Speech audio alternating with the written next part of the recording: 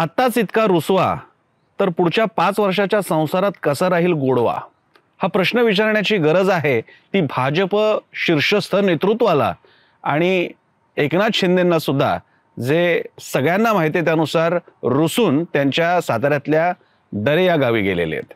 नमस्कार, मी प्रसन्न जोशी, आपण बघताय द बायोस्कोप मराठी आणि विषय सुरू आहे आपला की हा रुसवा सोड सखे, कारण 132 आमदारांच्या भाजपचे 132 तास उलटून गेलेले आहेत आणि त्यानंतर 50हून जास्त आमदार असलेल्यांचे म्हणजे एकनाथ शिंदेंचे 50 तासही उलटून गेले.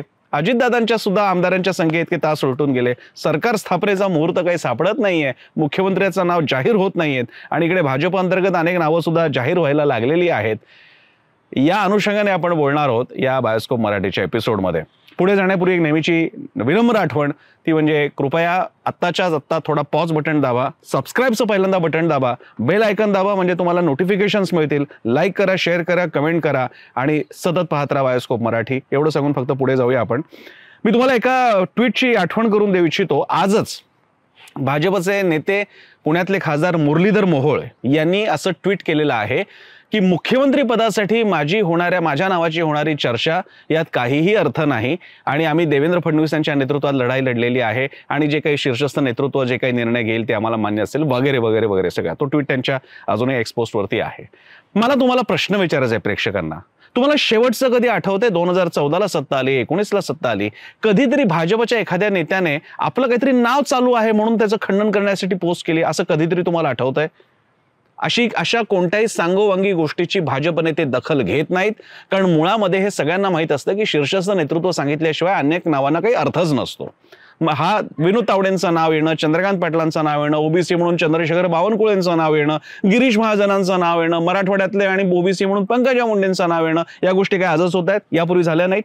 पण हे सगळं आत्ताच्या ज्या दिशेने चाललेलं आहे ते नक्कीच संशयास्पद आहे आणि अनेकांच्या मनात अनेक प्रश्न निर्माण करणार आहे. या व्हिडिओच्या निमित्तानं दिल्लीमध्ये काही जणांशी बोलता आलं आणि सध्या महाराष्ट्रातून सुद्धा जे काही आपल्याला काही इनपुट्स मिळत आहेत त्यामध्ये 2-3 डॉट्स आपल्याला कनेक्ट करावे लागतील. त्यातला पहिला भाग म्हणजे मला मुरलीधर मोहोळ यांचं ट्विट हे फार महत्त्वाचं वाटतंय. आज सकाळी जेव्हा मला हे एका फेसबुक पोस्टवरती ही त्यांच्या पोस्टची स्क्रीनशॉट दिसला मला एक्स पोस्टची, मला पहिल्यांदा प्रश्न वाटला की फॅब्रिकेटेड असेल, कारण ही भाजपच्या नेत्यांची पद्धत नाहीये. नंतर बघतोय तर खरंच त्यांचं अशा प्रकारचं ट्विट आलेलं होतं. म्हणजेच मुरलीधर मोहोळांनी आपलं नाव कसं चर्चेत आहे याला एक प्रकारे फॉर्मली त्याला ॲड्रेस केलेला आहे, अधिकृतरित्या त्याला स्पर्श केलेला आहे त्या मुद्द्याला. आणि हे भाजपमध्ये कधीही घडत नाही, यापूर्वी घडलेलं नाही. तो अधिकारच कोणत्याही नेत्याला नाहीये. कोणीही याबाबतीत काही बोलत नाही. सगळ्यांचं एकच उत्तर असतं, मीडियाने विचारलं तर वरिष्ठ काय तो निर्णय घेतील, दिल्लीचं नेतृत्व निर्णय घेतील. त्यामुळे एकतर भाजपमध्ये अशा प्रकारे कुठल्या तरी नेत्याने स्वतःबद्दलच्या अफवांना उत्तर देण्याचा पहिला प्रकार घडलेला आहे. हे अतिशय महत्त्वाचं आणि वेगळं लक्षण वाटते की नेमकं काय चाललंय. दुसरा भाग, आता जो सगळा खेळ चालू आहे राजकारणाचा, त्याच्याबद्दलची जी माहिती येते ती 2 पातळीला सुरू आहे. त्यातली एक पातळी आपल्याला सगळ्यांना माहिती आहे, एकनाथ शिंदे नाराज आहेत. एकनाथ शिंदे दरेला गेलेले साताऱ्यामध्ये आणि त्यांना मुख्यमंत्री पदाची आशा होती आणि महत्त्वाचे पोर्टफोलिओ सुद्धा हवे होते, ज्याच्यापैकी गृह खातं एक होतं. मात्र तसं होताना दिसत नाहीये. सगळ्यात महत्त्वाचं म्हणजे मुख्यमंत्री पदाच्यासाठी त्यांनी स्वतःचं मन इतकं निश्चित करून टाकलं होतं की ही निवडणूक माझ्या नेतृत्वाखाली लढली गेली. आणि यावरती कृपा करून तो बायोस्कोपचा यापूर्वीच मी केलेला एपिसोड सुद्धा बघू शकता. त्यामध्ये हा उल्लेख केलेला आहे की भाजपकडनं झालेली सगळ्यात मोठी चूक म्हणजे भाजप पक्ष म्हणून त्यांच्यासाठी की एकनाथ शिंदेना तुम्ही शासनापेक्षा मोठं होऊ दिलं आणि नेतृत्वात त्यांच्या आम्ही निवडणूक लढलो हे तुम्ही जाहीर केलं होतं. ह्याचा आधीचा व्हिडिओ पण मी केलेला आहे, तो जरूर बघा. या पार्श्वभूमीवरती एकनाथ शिंदे यापुढेही रुसलेले असतील, नाराज असतील, हे आता स्पष्ट झालेलं आहे. आणि दिल्लीच्या बैठका आणि या सगळ्या गोष्टी सुरू असताना त्यांनी थेट गावी जाणं आपल्या हे अतिशय सूचक आहे. आणि हे मी कशाला, मी तुम्हाला साक्ष काढतो. संजय शिरसाट जे शिवसेनेचे नेते आहेत त्यांनी म्हटलेले की एकनाथ शिंदे जेव्हा काहीतरी महत्त्वाचा मोठा निर्णय घेणार असतात त्यावेळी ते विचारमंथनासाठी आपल्या गावी जातात. याचा अर्थ काय घ्यायचा? ही एक प्रकारे सूचना आहे का, हा इशारा आहे का भाजपला, याचा विचार करावा लागणार आहे आपल्याला. हा झाला एक भाग. शिंदेच्या बाबतीत काही मी आता वेगळं सांगत नाही, ते अनेक व्हिडिओजमध्ये सांगून झालं असेल, तुम्हाला सुद्धा ते माहिती आहे. तेवढे तर आपणही अतिशय चणाक्ष प्रेक्षक आहात. प्रश्न आहे भाजपमध्ये काय चाललंय आणि इथे काही नाजूक गोष्टींना आपल्याला स्पर्श करावा लागतो. एक वेगळाच संदर्भ देतो तुम्हाला आणि तुम्हाला आश्चर्य वाटेल कदाचित. महाराष्ट्रात येऊन योगी जेव्हा म्हणाले होते बटेंगे तो कटेंगे, त्याच्यानंतर मोदींनी ती घोषणा बटेंगे तो कटेंगेचा जेव्हा की भाजपमधले अनेक नेते त्याचा उल्लेख महाराष्ट्रात करत होते, विनय सहस्त्रबुद्धेंनी ट्विटरमध्ये त्याचा उल्लेख सगळ्यात पहिल्यांदा केला होता या घोषणेचा. पंतप्रधानांनी एकदम वेगळा नारा दिला, एक है तो सैफ है. या सगळ्या गोष्टीचा अर्थ काय आहे? त्या राज्यातल्या प्रादेशिक नेतृत्वाचा राष्ट्रीय आविष्कार काही व्हायला लागला असेल तर भाजपच्या वरिष्ठ नेत्यांना ते रुचतच असं नाही. हा संदर्भ लक्षात ठेवायचा, मी जे पुढे सांगतोय त्यासाठी. आता कोण आलं? आता आले देवेंद्र फडणवीस. देवेंद्र फडणवीस यांनी 2014ला 2019ला त्यांच्या नेतृत्वात भाजप लढली.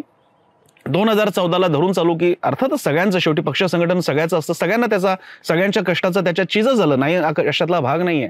पण 2019ला सुद्धा देवेंद्र फडणवीस यांनी मोठ्या प्रमाणात आपला सत्ता आणून दाखवलेली आहे. भाजपची सत्ता आणायला तेव्हा त्यांनी मदत झाली होती. आणि आत्ताचा सुद्धा हा नेतृत्वामध्ये देवेंद्र फडणवीसांच्याच नेतृत्वात भाजप लढत होती. तिकीट वाटपापासून अनेक ठिकाणी त्यांचा थेट हस्तक्षेप होता, त्यांचा थेट अधिकार प्रेरोगेटिव्ह होता. आणि या पार्श्वभूमीवर अमित शहा या व्यक्तीकडे आपल्याला जावं लागेल. अमित शहांचं आणि नरेंद्र मोदींचं एक सगळ्या राजकारणाकडे बघण्याचा दृष्टिकोन कसा आहे हे अनेकदा अनेक चर्चांमध्ये आलेलं आहे की प्रादेशिक नेतृत्वाला भविष्यातल्या केंद्रीय स्पर्धेसाठी शक्य तितक्या दूर ठेवणं किंवा शक्य तितक्या मर्यादेत ठेवणं हे भाजप नेतृत्वाने अनेकदा केलेलं आहे. आणि याच्यासाठी पुन्हा माझा आधीचा व्हिडिओ बघा. भाजपचं काँग्रेसीकरण कसं होतं हे मी यापूर्वी सांगितलेलं आहे. काँग्रेस याच गोष्टी करते.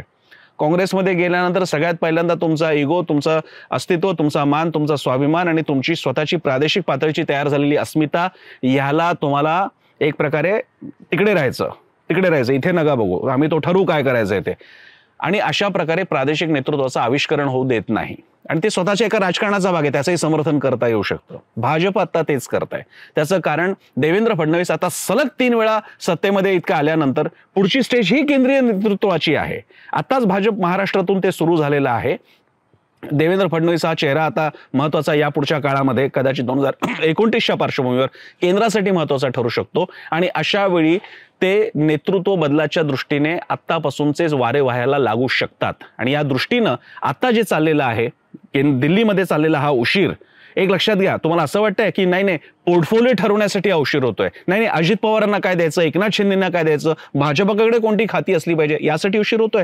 यापूर्वी काही सरकार स्थापन नाही झाली, बिनखात्याचे मंत्री कधी झाले नाहीत, मग आता एवढी काय अडचण आहे? इतक्या बहुमतानंतर आतापर्यंत सरकारचा शपथविधी बेसिक सुरू व्हायला पाहिजे होता आणि मंत्रालयामध्ये काम सुरू व्हायला हवं होतं. त्याच्यानंतर पोर्टफोलिओ ठरवता येतात, एक्सपान्शन होत राहतात, अगदी निवडणुकीपर्यंत होत राहतात एक्सपान्शन. काय वेळ लागतो त्याला?